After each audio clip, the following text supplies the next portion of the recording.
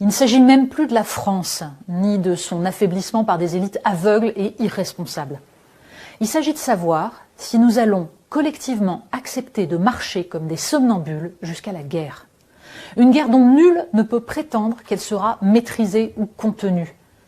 Il s'agit de savoir si nous acceptons d'envoyer nos enfants mourir parce que les États-Unis ont voulu à toute force implanter des bases aux frontières de la Russie.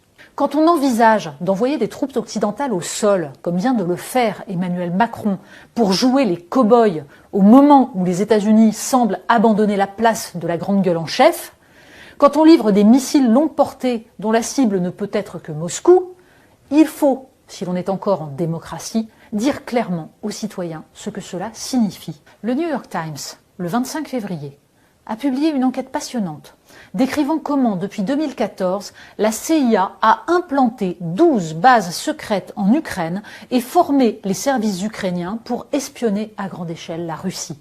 On y apprend que les Ukrainiens ont plusieurs fois dépassé les lignes rouges fixées par leurs interlocuteurs et organisé des exécutions ciblées contre des leaders russes ou séparatistes.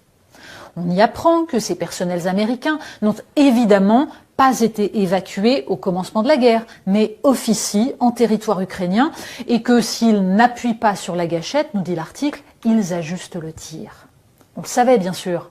On se souvient du sommet de l'OTAN en 2008 dans lequel les Américains, contre Nicolas Sarkozy et Angela Merkel, voulaient à toute force intégrer la Géorgie et l'Ukraine pour acculer la Russie dans ses frontières.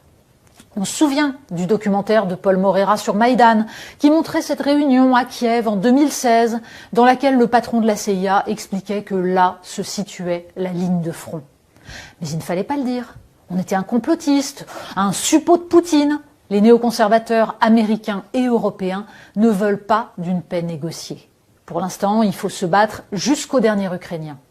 Et après, concrètement, où est-ce qu'ils veulent nous mener ? Les délires va-t-en-guerre sont tout simplement criminels.